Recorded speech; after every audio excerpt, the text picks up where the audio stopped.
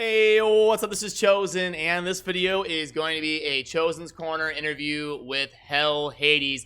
These videos are usually a more podcast-style discussion, just a casual conversation to talk about Raid, talk about life, and this is the first time I've caught up with Hades in an official video on my channel since he went full-time content creator. So I'm going to talk to him about that, what it was like going full-time, the struggles, and kind of the thought process of what was going on in making that decision. We're going to talk about our thoughts on the Raid arena. It's kind of a hot topic right now, and then the balance changes and how we feel about Raid in general. So we're going to bounce around to a few different topics and have some fun. So let's get into it. Alrighty, and now I'd like to welcome in Mr. HellHades. How you doing, man? Hey, Chosen. Yeah, I do really well, mate. How are you?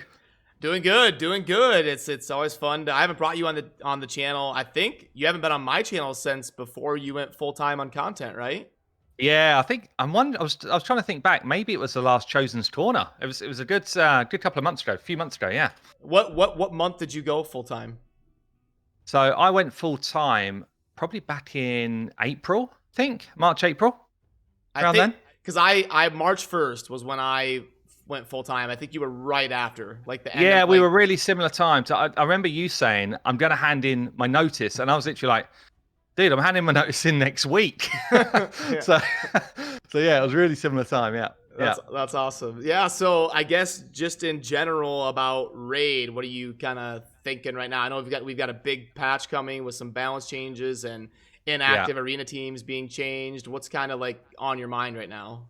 Yeah, so I feel like I'm in a pretty positive place about Raid right now, but for the future. So it feels like patch 2.2 is quite exciting. It feels like the Void Tower is genuinely around the corner, genuinely coming soon, Yeah. rather than like it's this kind of thing way out. The balance change patch could be pretty fun, pretty interesting.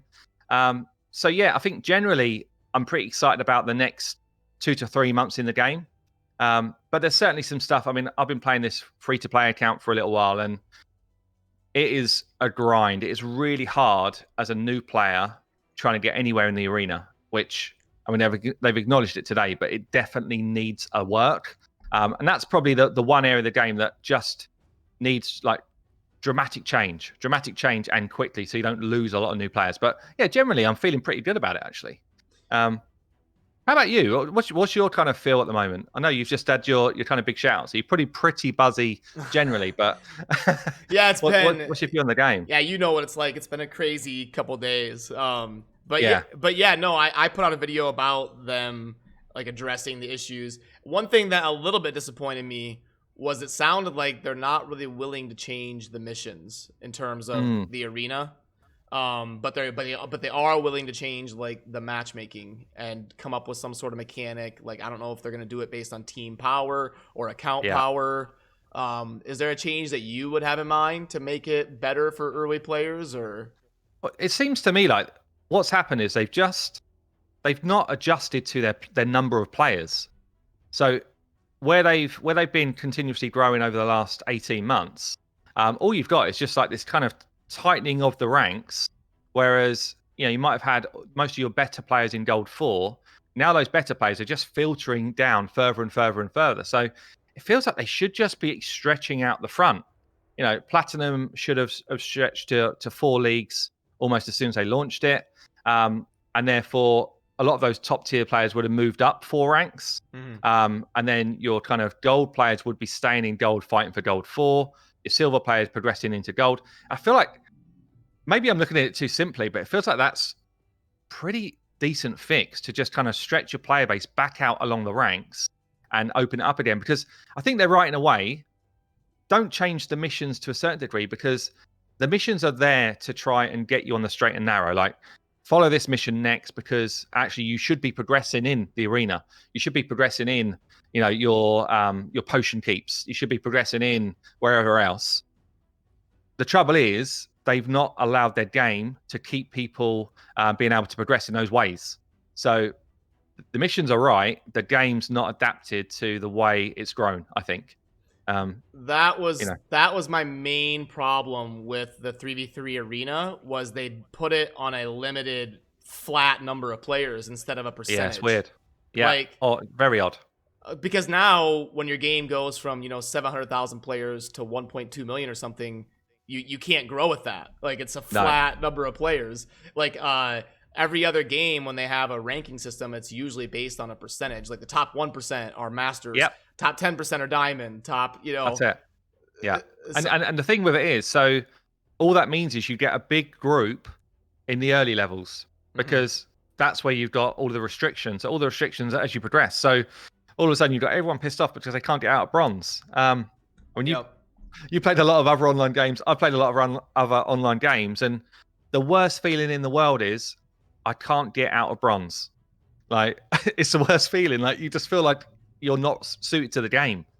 So yeah, it's definitely something that's got to change, because mentality in this game is huge. You're going to lose a lot of players because they're just like, you know what? If I can't even get out of bronze, what's the point?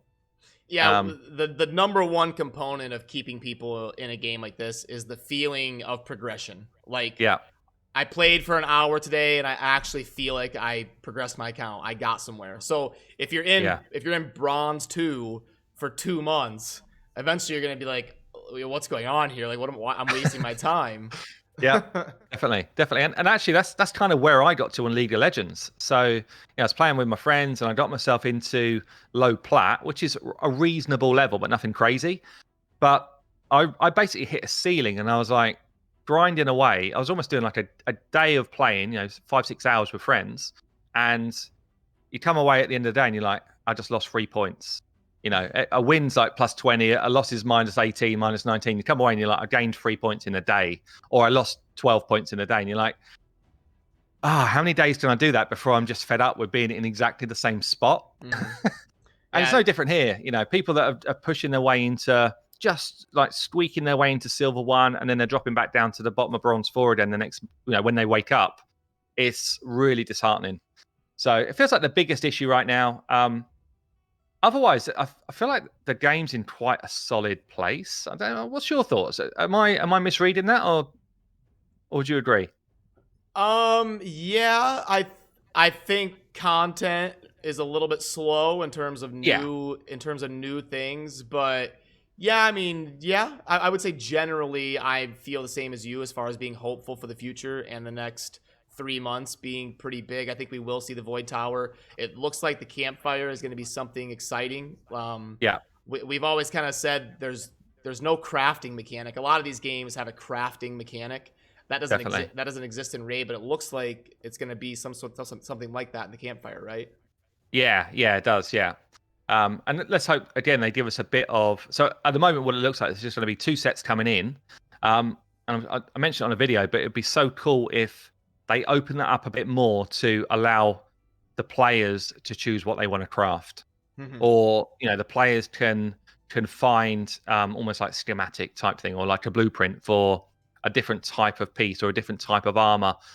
That's where I'd love it to go. So then it feels a bit more MMO like, but still on a mobile, still in a kind of locked environment. But that's where I'd love it to go, instead of just like, this is the predetermined 2 sets, everyone's going to craft the same thing. It might be like you decide to yourself that you'd like 5% life still, but you'd also like plus speed. So if you could craft that piece because you've got the blueprint for that, or because all you need to do is grind down some of your gear to make that, then I think that would be a much cooler way to go. The more customizable you can be, I think the more fun you can have with this type of game. Yeah, mix and match, a little bit of customizable gear. I like that. That would definitely be cool. But it's definitely like a step in the right direction with that type of stuff. As you say, it's more the future looks bright rather than everything that's been dropping in the last 2 months. It's more like it genuinely feels like they've got this stuff lined up and it's coming, which is what I'm quite excited about. And yeah, I don't know. There's I think we've been bitten too many times, so there's a lot of kind of negativity around, is it actually going to happen? When's it going to happen? But it does feel like the communication from Plarium to us, from Raid to us, in terms of this kind of 2 weekly information drop they do, in terms of us being fed some information as content creators from Raid, it just feels slicker. Not perfect, but slicker. So yeah, I'm quite optimistic on it. Yeah, that's all you're hoping for, is to go in the right direction. What do you think about the balance change? coming in like 2 weeks. Yeah. Well, I feel like they need to be quite ballsy on it. Personally, I feel like a couple of the champs that we think are going to be nerfed, they should actually be properly nerfed, in my opinion. And I really wish they would just, invite us to a call and say, guys, these are the ones we're looking to nerf. This is the changes we're looking to make. What do you think? Are we on the right track? Because we are massively involved in the community. We play the game, daily and at length. We jump on other people's accounts and we see a lot of the champs. So quite quickly, like really quickly, I think we can just see if something feels right or not. If a new champ comes out, just looking at their kit very quickly or playing around with a champion for 5 minutes, you're like, you know what, this guy feels a bit too strong, or I can't see that he's got a place in the game. So the same type of thing with these buffs and nerfs, we know how they feel right now. So if you tell us the type of tweaks you're looking to make before you've decided on it, surely we can help with that decision. Surely we can, swallow your pride, guys, and let us get involved, because we probably know the game better than the developers do in a certain degree. Don't you think? Yeah, no, that would be. It seems like a free resource that, like, Yeah. like why would it hurt? Like, what would it hurt? What would it hurt to get the? I know, like, Overwatch, they meet with their content creators, their community leaders. Like every now and then they have a Skype call, and I know they talk with the pro gamers about balance changes. Like, yeah, like when you guys are practicing, what feels oppressive, what feels, and I like, it just seems like, why wouldn't you? Like, you don't even have to use it, but why not get that information? Yeah, that's it. Just get people. Maybe it's 3 or 4, maybe it's 10, whatever you want to do. But you could literally just get people on a joint call for an hour and just be like, present to us. This is what we're looking to do, and we can just give you feedback. Just really quick, instant feedback to say, you know what, that doesn't feel enough, or you know what, you're probably tackling the wrong skill if you're looking to nerf, or you're tackling the wrong skill if you're looking to buff, because actually this feels better to do. It's just feels like it's pretty naive to not use that. And I've been saying that for a while. I've been on calls with people where I've been like, I am happy to help. I'm not saying here's my fee, and that's not where we're going with this. It's literally, I'm happy to help. I'd like to make the game better. And I feel like I can help with that. And I know that there's plenty of others in the content creation group, or even in our kind of extended Discord servers with a lot of experience that would be able to do that. But I'd have no problem signing an NDA to say I won't say anything. We're all in agreement with that. We would love to be able to help. I wish they would extend that olive branch. And technically, don't they say in our chat that they take the feedback and forward it to them? But yeah, that's true. Yeah, but there's nothing like a first-hand, like a meeting where you're actually like, right, this is what we're focused on right now, rather than, because it feels like to me what we do is we give them a little scrap of paper along with another 10 scraps, and then they end up on someone's desk and they're like, I'll just put these scraps of paper in the bin because I haven't got time for that. I'm focused on this one thing. I know it's like I've been in the world of business before I did this, and you've just got tons of stuff coming at you. So when you're focused on that one area, it's like, right, now this is where my thoughts are. That's when you want the people in the room. You don't want to look for the scraps of paper. It's like, what did Chosen say about that 2 weeks ago when he was passed something through 2 different layers of like hierarchy? Exactly. But I mean, in terms of the actual champs on the buffs list, I'm pleased they've gone quite deep. 37 champs being reworked is a lot. It's easily the most they've done, which is cool. We haven't seen a lot of the buffs that are due yet, so hopefully we'll see that next week. But I'm excited to see a bunch of epics in there, a bunch of more accessible champs. So is there any that kind of stand out for you that you're kind of excited for?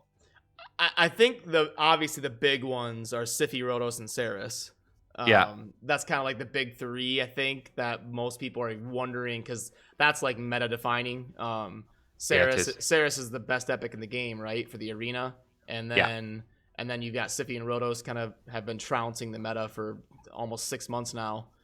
So I wonder where that's gonna go. It's hard to nerf them or balance them without like breaking them. That's the thing. It's a really sensitive subject, especially in this type of game where people invest a lot of cash in their champs. And I know there's a lot of people that have been calling for this, but There's other games that would just refund Mm-hmm. books that are invested or all of the stuff that you've invested in them, and then you choose if you want to recraft them again or rework them, or you press a button that says redeem all of my books. I think if they did that, I'm sure they won't do that, but if they did that, you know what, they would get such a positive vibe from this community. Honestly, I don't think they could do anything more powerful right now than make that change. And I also don't think it would cost them a ton of money either. I don't think that maybe they'd look at it and be like, well, we can't afford that. But I don't know. I feel like you keep a lot more people. I'm with you that it would be great, but you're right. It's never gonna happen. That's a pipe dream. It would be great. That's a pipe dream, yeah. But like, imagine if this last 2x Void event, you pull Siffy and you're jumping out of your chair for joy. And then, that's me. That's me. Oh yeah, great. Everybody has Siffy but me. No, I'm kidding. But yeah, so like you pull Siffy and then you're like, oh, I'm gonna book her. Oh, I'm gonna buy this legendary book offer. I'm gonna level her up. And then a week later, the press release comes out that they're nerfing her. So everybody got to use her for 6 months, and then you finally get her and invest in her, and then they nerf her, and you're like, well. Like, so yeah, it's very hard to do that right without some sort of refund system or something. Yeah, and there's definitely like a group of the community that say, don't nerf anyone, just buff. Like, just buff. But the challenge you've got is that Sifi and Rotus and those guys and Madame, they're so far above the rest of the meta that you would literally have to buff 400 champions for it to be relevant. Like, you'd have to buff so many champions and at that point, you're just like, well, surely nerfing 2 or 3's the better option. And then just pull up some of those really weak ones. I'm definitely excited to see what they do with people like Stoffus and Kandrafon that have been lurking down the bottom of the legendary pile for a while. I mean, I was hoping, it feels like this probably isn't going to happen, but I was hoping that someone like a Rowan, who's coming up, Void, Epic, never used. Why couldn't they throw something like a 50% poison sensitivity on that champ? It's in the game, it's just not used by anyone. That would be really cool to say, you know what, this buff's in the game, and some of those weak ones, we're going to completely change them up and give them like a strong change. Not just we're adding 5% to this, we're tweaking 2 speed from that. It's actually we're empowering their abilities. They've done that a couple of times, haven't they, in the past? Like the Draco change, the Tomb Lord change. They've had a couple of instances where that's gone down, and actually everyone's buzzy. If you've got that champion, you're like, wow, let's build them now. Let's get them into our teams. So I hope they do something like that. I hope there's a few in there which you're like, yes, let's get them involved. I think the 2 biggest ones have been Draco and Mashaled, right? Yeah, those 2, yeah. Well, so Tomb Lord was buffed. Tomb Lord was broken for like 48 hours. Yeah, it was buffed, absolutely broken, and then nerfed again. Yeah, and Seer as well. Seer as well. Yeah. I've still got my record time on Spider was when Seer was broken, and I just blew Spider up in like a few seconds. Yeah, people were using like level 1 Seers, just blowing up the Spider. Yeah. It was a lot of fun though. You did some good numbers. I didn't have Seer back then, but what was it for people that are new to raid or something? You'd place a bunch of buffs, and then you'd have this like a low level Seer blow up the Spider, right? Yeah. So basically, Seer at one point, she didn't just do good damage to the waves, which is what she does now. She could blow up bosses, and if you had the right composition, so you had to drop defense on the boss, you had to get a load of buffs on your team, and you just one shot the Spider. 6 million damage, bam. Like, no other damage required. That is it. 6 mil, 1 pop, and down he goes. Yeah, it was. So, and we kind of caught wind that the nerf was coming. So everyone was just like farming Spider. I remember being so upset because I didn't have Seer yet. I was like, everybody's gonna farm 1,000 accessories, and I'm sitting here. Yeah, that's it. You got silver coming out your eyes. You got good accessories coming in. I never farmed Spider so much in my life. Yeah. That is awesome. That's awesome. I also want to take a couple minutes and get your input on what the transition was like for you to go full time in content. Because this is the first time we've talked since then. Yeah, it was kind of weird actually. So I was working pretty long hours on content, but basically in my evenings. So I'd work like a full day at work. Come home, have some dinner, spend a little bit of time with the family, and then I was just like, bam, straight into producing a video. So I was doing a video a day still. but I wasn't streaming at the time. So I was able to just about get a video out a day. I was working through to like midnight, 1 a.m. It was kind of crazy. So when I was able to go full time into content, it was almost like a breath of fresh air in a way. But then I've got pretty good work ethic, I guess. I put myself straight into streaming. So it's like try and build myself a stream community. So I'm on Twitch, same as you. And that's a really different form of content. It's a really different form of kind of communicating with a player base, which I'd never done before. So that was a lot of learning for me. There was a lot of sort of maneuvering my time, trying to get a decent kind of schedule in place that worked, trying to understand what people actually want to see. Because I got to be honest, I didn't feel like Raid was streamable.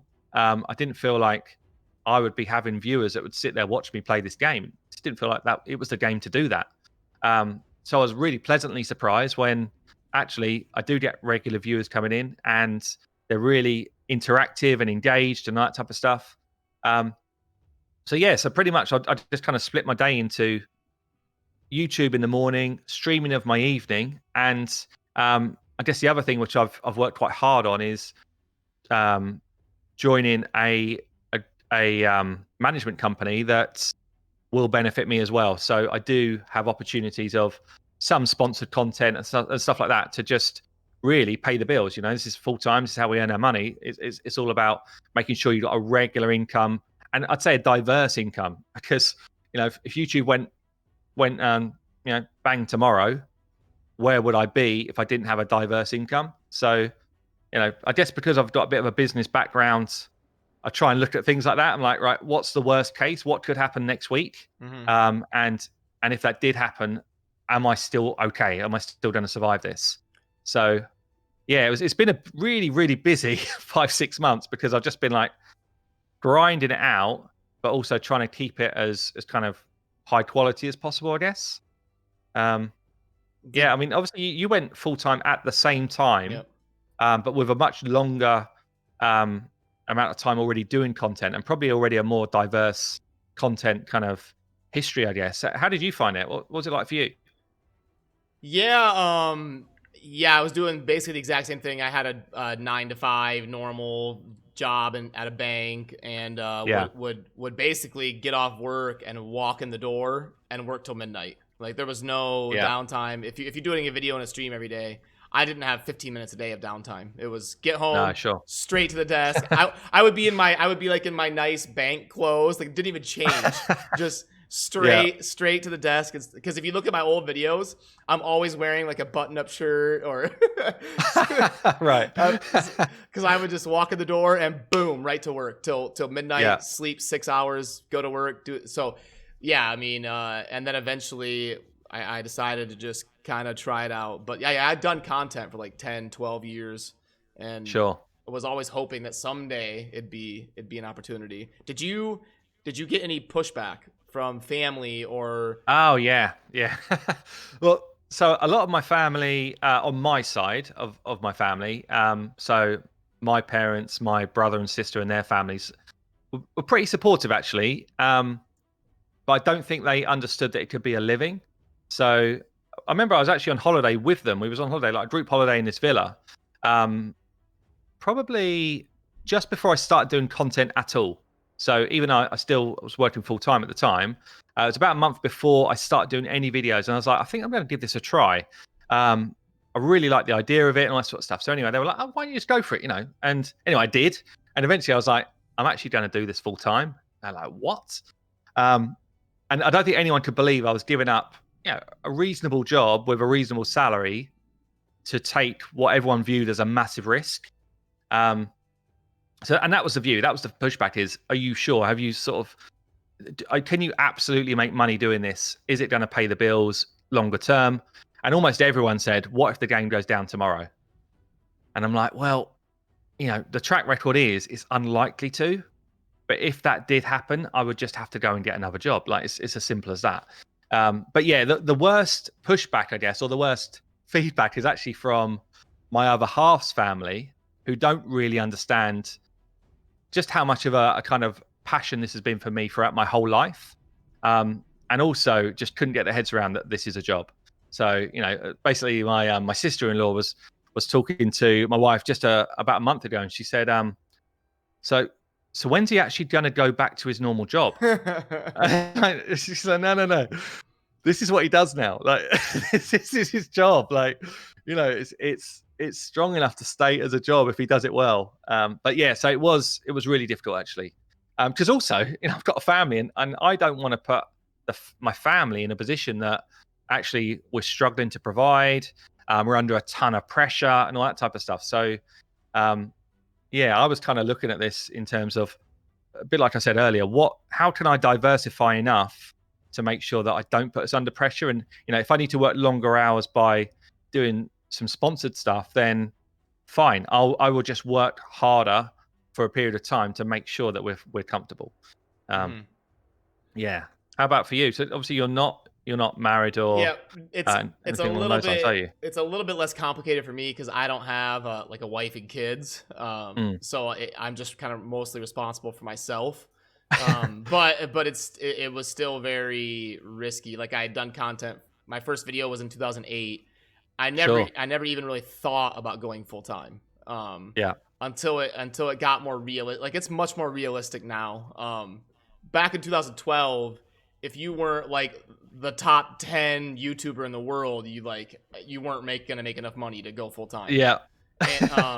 And like back in the StarCraft days, even the best players in the world were making like $1,000 a month. Like their contract to be on a team would be like $500 a month. There was there was just no money in it until finally gaming went more mainstream in the last like 3, 4, 5 years. Yeah, and it's actually probably a good time to be doing this if you can obviously get a channel that's working and that type of stuff. But firstly, mobile gaming is only growing, and that's where we're playing right now, mobile gaming. And the sort of gaming arena, I think I was watching something the other day, and I'm trying to think what the stats were now, but something like 2026, they predict it's going to be like gaming finals like League of Legends, that sort of thing, would be more widely watched than stuff like the Super Bowl. For kind of stats. So, in terms of the evolution of this market, it's massive. Even on YouTube, I think gaming is second biggest category or something like that now, which even if you go back 2 or 3 years, it was never that sort of size. So yeah, it's probably a better horse to back than it ever has been, but it's still risky, and you've still got to kind of put the work in. I guess what people don't understand or probably don't appreciate is if they watch us on a 10-minute video, there's a good chance that's taken you the best part of at least 2 hours to make. Once you kind of factor in, the prep work you do, the recording, the editing, the thumbnail, the uploads, all that stuff. And then even probably more time than that, if you actually are somebody that takes the time to respond to some comments, advertise it out into different areas and go and talk to those different communities. And really the way you're successful in this is by building a community of people that want to be around you. It's not by just posting a video and then hoping that it does well. So there's a lot more to it than people appreciate. Yeah, it's like any other industry in life. You're gonna get out of it what you're willing to put in. If you don't work hard, you're not going to be successful, and if you do work hard, you've got a good chance of being successful. You got a good chance, yeah. So it's just like any other industry. But yeah, you're right. It's not just I'm gonna flip on a webcam and stream for an hour every day and make millions of dollars. Like it's not. It's definitely it does take. It's a lot to manage and a lot of hard work and a lot of hours that goes into it for sure. Is there anything you would have done differently? Like if you went back a year, did you make any big mistakes or any advice you'd give to yourself or? Yeah, I think I would have gone on camera quicker. So I think I probably connected with my viewer base much better once I was a face and an actual person rather than just a voice.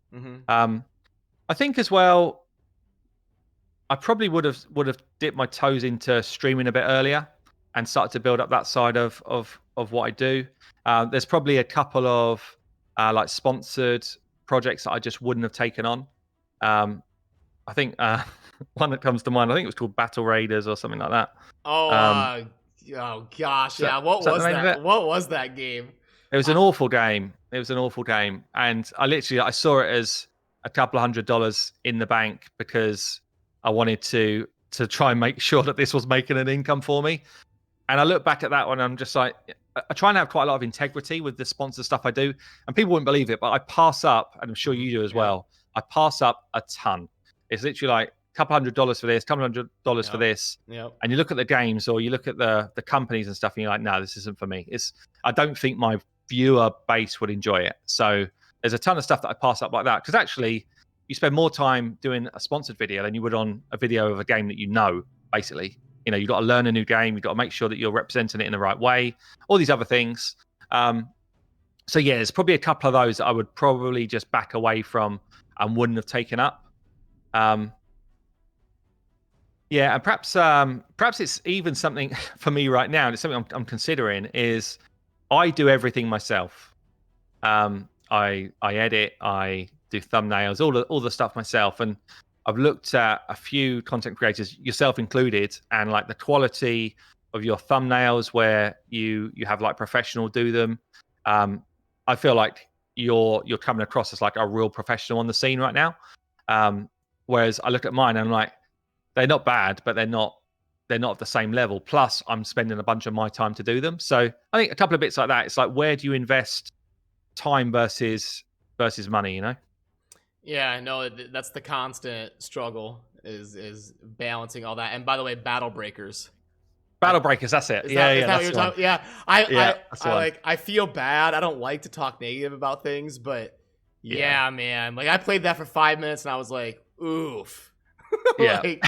But I did the same thing. I think the only sponsorships I've done have been Dragon Champions and Battle Breakers. And Crystalborn. I've only done 3 in like 2 years, because like you said, I don't want to alienate my audience and make them feel like I just accept everything and try to make as much money as possible. I try to, keep it consistent to what they're subscribed to my channel for.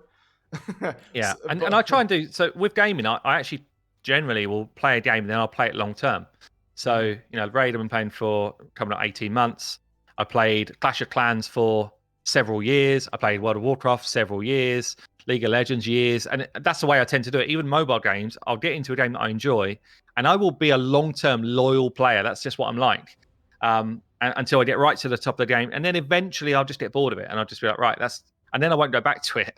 That's the weird thing for me. So, if you look at the sponsors I've done, Dragon Champions, for example, I still play it now. I really enjoy the game. So I got into the game, and then I took it to my community, and I was like, guys, you should get into this. It's not my primary game, but I do still enjoy it. And actually, I put a video out the other day. I don't know if you've heard of Ashes of Creation. Have you? I have heard of it. It's like $200 to get in the beta or something, isn't it? Yeah, I think that it starts at like 75. Well, that's to get into the alpha, and I think the beta then changes up from there. But basically, it's an MMO that's due out. It looks amazing. So I did a couple of videos on it, and the first sort of comments were like, "Tell us if you're doing a sponsored video." I'm like, guys, I genuinely love the look of this game. Like, this isn't a sponsored video. I'm not earning money for this. I'm trying to bring to you a game that I really like the look of. And that's all I've done. I guess that's the thing with YouTube is there's an assumption if you're not doing your own game, then this must be sponsored, and therefore we must kind of rage against the fact you didn't say it was a sponsored video. But actually, it's like, we're doing gaming channels, and if there's a game that we like the look of, then why shouldn't you just kind of put something up on it? It's good I like to dip my toe in the water once or twice a month, and hey guys, I know my channel is about Raid, but I thought this was interesting, so I wanted to cover it. But was that a segue into you wanting to talk about Ashes of Creation? Like, do you think?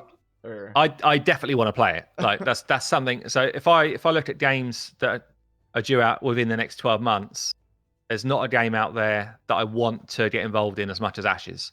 I think, providing they keep going, they're still in the kind of early alpha stage, but everything I've seen looks really cool. And I was a long-time World of Warcraft player, so I'm kind of used to an MMO scene, but I've not played an MMO really properly for at least 4 years, I guess. Mainly because of time restrictions with work and family and stuff. So all of a sudden, my job's changed, and it's like, this is a really good looking game for me to have as like another game, either for my channel or another channel that I do. But it definitely feels like a game I could get behind. Yeah, it looks very cool actually. Oh, cool. Yeah. Have you got any on your horizon? Anything which you're kind of like keeping your eyes out for? I come from StarCraft and Diablo. That was my main thing. So obviously Diablo Immortal. I would definitely that would pique my interest if it got released. If it got released, we haven't heard anything for 2 years. I question. It looks like from what we're seeing in the first initial footage, it looks like a game you're gonna have to like manually play. Like on Raid, you can click 2x auto go. Yeah. I question what the market will be long term for a mobile game sitting here with your thumbs farming on Diablo. Long time, Like on PC, I understand people getting in voice chat and farming for hours. I don't see people like holding a phone farming with their thumbs for hours. Almost like a little joypad type thing with their thumb, So I don't know if it's going to be structured like that, how successful that'll be. It does feel like Diablo's a very PC orientated brand and game. It does seem like a weird decision to take it into mobile, but because when I've looked at, I've not actually played any MMOs on a mobile, but I've seen a number and I've seen a number reviewed, and everything is auto battle. So you get yourself to the right position, it auto battles. It might look cool, but you're not really doing anything, and then you just kind of farm the loot and you move on. Which is kind of why I've never really got into one, because I think for me, I want to be more active. Even in Raid, I get some auto farming going, but what I enjoy about Raid is actually building compositions, trying to work my gear in the best possible way, so that when I'm testing myself, I'm actually pushing the limits. Whereas, I'm not the sort of person that will just pick up Raid and want to press auto all day. That's just not the way I want to play it.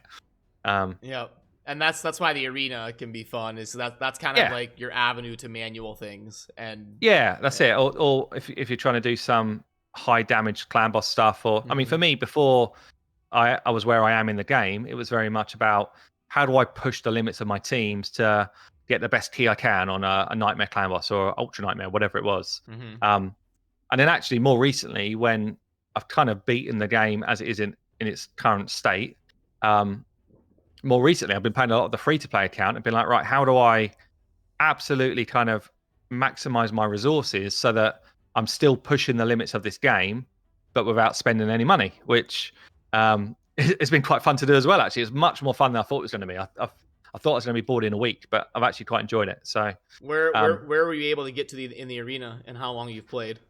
So I played 70 days roughly, about that. And I've just done the mission where you collect 50 silver medals. Okay. So I've been in between bronze 4 and silver 1 for a while. I haven't got any legendary champs, anything like that. It is so tough. It's so damn tough to hold silver, which is why so many people are upset, because the Great Hall progression is slow. It's really, really slow. Yeah, I mean, who's going to play for 35 years to max out your Great exactly, Hall? Yeah. I've just come up to the mission. I'm just coming up to it where you've got to get to a level 4 in the Great Hall. And I know that it's going to take me, my current progression, it will take me at least like a couple of months. Jeez. So it's not good. It's not good. But some of the other stuff, like the clan boss, how far I can get in dungeons, all of that type of thing is actually just good fun. And you have to look at it a bit more kind of open-mindedly, I guess. It's like, these are the champions I've got. I'm not rolling a bunch of shafts to pull in a legendary or two to help me through this. So you play with what you've got. You got to gear them as you can. You've got to deal with the silver level that you've got. That's it. And I know a lot of people play the game like that, but I didn't first time around. I bought quite a lot of shards, and I had a couple of legendaries early. I had a couple of kind of void champs early, and and the game was easier at the time, I guess. So yeah, I kind of feel bad because I have older videos out where it's like, oh, I'm farming gold 4 with Spirit Host and Kale. And then people watch it now and they're like, what? How? Well, when I first started this account, I put it out there and I was like, look, I'm going to be cruising through silver in no time, guys, as part of my opening kind of thing. And I was a month in, I was like, I've misread it. I'm not cruising anywhere. I might get to silver, but I'm not cruising for anything. And I'm just using the old kind of like high Katoon into War Maiden, into Kale, and just kind of like a general cleave. And everyone's speech. I go first all the time. Like my gearing is solid. I go first, but it's hard. It's hard. Yeah, it's up against strong some teams you can't nuke them down, right? No, that's it. They're just too strong. Any sort of tank team, we've got no chance. Yeah, so it's much tougher now. It's much tougher. Yeah, yeah. Well, I mean, I know we're coming up on 40 minutes now. I know you got to get to streaming, so I'll let you. Oh, your dog's getting feisty too. And now Hades is back from dealing with the with the commotion. Rabid dogs. Yeah, rabid dogs. Yeah. No, I was basically just saying I know you got to get to streaming, so Yeah. I'll kind of wrap it up here and let you kind of say anything you want as a closing thought, or shout out anything, or let people know what you're up to these days and all that good stuff. Yeah, cool. Well, look, firstly, thanks for having me on. It's always a good chat with you, man. I guess in terms of what I'm up to, I've got my stream going 5 nights a week. I've got my YouTube. Hopefully you guys have seen it. But yeah, I just being optimistic, guys. Let's be optimistic for the next 3 months. Let's hope that these patches drop as they should, and Raid kind of peaks again. But yeah, Chosen, thank you very much. Hey, you bet. It's always good, man. I'll catch up with you soon. Yeah, catch you soon. Cheers, buddy. Yep, cheers. Alrighty, that's going to do it for this video, and a huge shout out to HellHades for taking the time to stop by the channel, sit down, and have a fun conversation with me. I will link to his channel down below in a pinned comment, so it's super easy to find. If you haven't checked him out yet, you definitely should. He's one of the leaders in the Raid community and puts out daily content, does a really good job as a content creator. So yeah, as always, thank you for watching. Have a good rest of your day. Peace.